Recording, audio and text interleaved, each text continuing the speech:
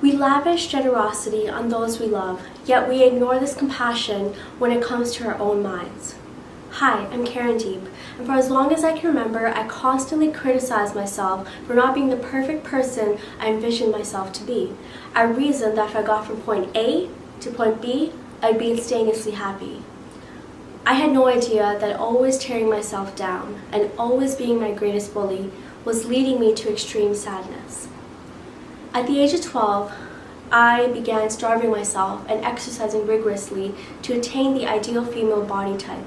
But even when I hit 100 pounds, I was still unsatisfied.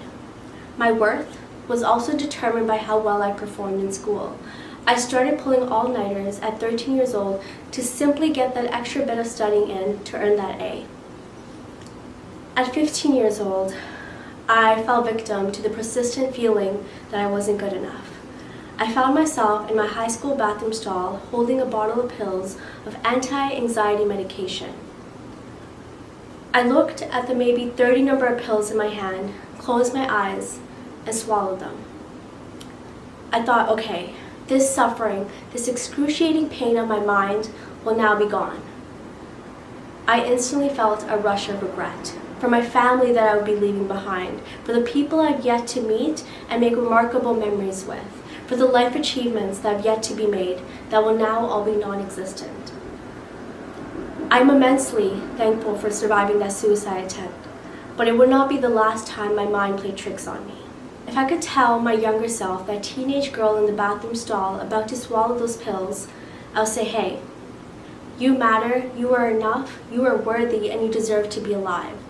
If I practiced self-compassion at an early age, I wouldn't have been so hard on myself about my appearance or that one bad grade. I would have challenged my thoughts and told myself that these things do not define who I am. I would have persevered, I would have become resilient, I wouldn't have tried to kill myself. Following my suicide attempt, life threw a few more obstacles in my path. I was diagnosed with schizoaffective disorder, bipolar type, and underwent 9 psychiatric hospitalizations in the span of 11 years. I want to break down what schizoaffective disorder is. It's a set of symptoms that combine bipolar disorder and schizophrenia. Therefore, I have experienced auditory and visual hallucinations, panic attacks, depressive and manic episodes, and even moments of catatonia where I was unable to move my body for over 4 consecutive hours. Compassion was particularly absent in my life when my mental illness took over. However, through psychiatric treatment with the suitable medication and counseling being the sole foundation, I was able to counteract my thoughts and get right back up after every relapse throughout the years. I told myself, me needing to leave school or work to be hospitalized because of my mental illness, it's inevitable. It's not my fault. I couldn't have controlled or predetermined any of this. Instead, I wanted to continue to be proof that your mind, as I previously stated, can and will play tricks on you.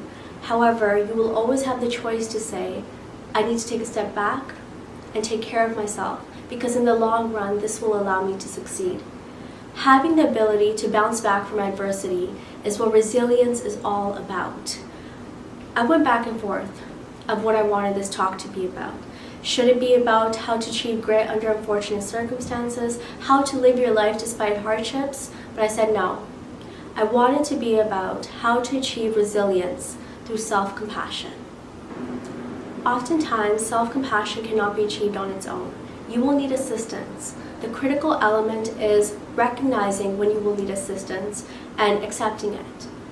During my time at university, my mom would call me every day to ask how I was doing. I would say, I'm doing great, I just finished class, I'm about to start an assignment, but I was lying. I didn't go to any of my classes, I could barely get out of bed, and was falling behind in school more than ever. One day, I called my mom crying. I said I couldn't do this anymore. I didn't even want to be alive. There was a pause over the phone. She took a deep breath and she said, okay, you are not alone. This is not just a you recovery, this is a we recovery, as in we will get through this together. I keep these words close to me every day because it allows me to realize that I am never alone. My mother's words have helped me to not only persevere, but also stay alive. I want to give another example of what it means to be resilient. My father in 2007 survived his second stroke. The results of this stroke included him being paralyzed on the left side of his body and unable to create coherent sentences. Now, self-compassion does not mean surrendering responsibility or lowering our ambitions. Rather, it requires forgiving oneself in the context of the circumstance and realizing despite hardships and setbacks, healing and achievement are still entirely possible. Yes, my father was upset he couldn't move half of his body or even say hello sufficiently. However, he moved on knowing that doing nothing would accomplish nothing. He exercised his body every day and eventually gained full movement. He also worked with a speech pathologist to improve his verbal skills and gain partial recovery. He still had trouble communicating with others and having others understand him, but that did not prevent him from trying. Another circumstance where self-compassion is critical is when one is grieving.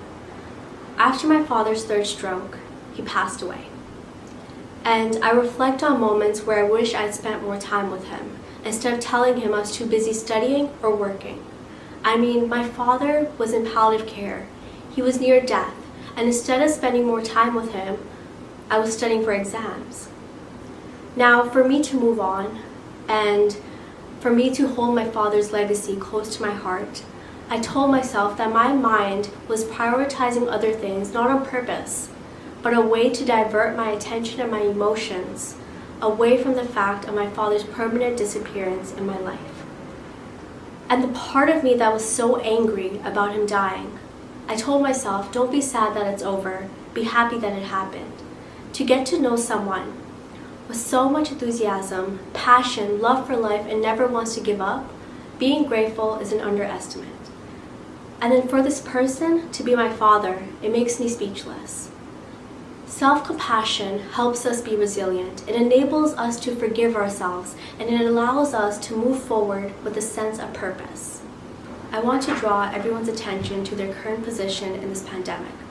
As a byproduct of additional time, many of us feel like we are expected to complete or are capable of completing all these goals, like learning a new skill or reading all these books. However, right now we have been presented with unfathomable situations and will continue to be.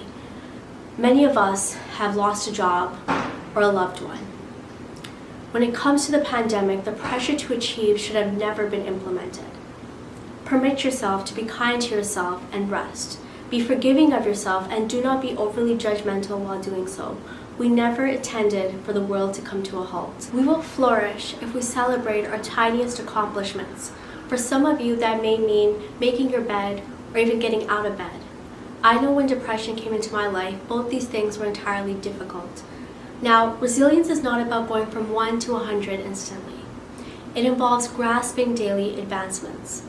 I would not be here today, let alone alive, if I did not appreciate my modest victories, which gradually became into larger ones. I overcame my mental illness by realizing that I was not okay and accepting that it's okay to not be okay. I did not thrive by mocking or berating myself. I thrived by being my greatest cheerleader and not my worst bully.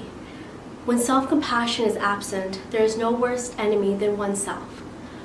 I resonate with Christopher Germer, a clinical psychologist and lecturer on psychiatry at Harvard Medical School, when he says, "A moment of self-compassion can change your entire day. A string of such moments can change the entire course of your life." As we repress our inner bully and become gentler with ourselves, we have the capacity to conquer any hurdle that we encounter. Thank you.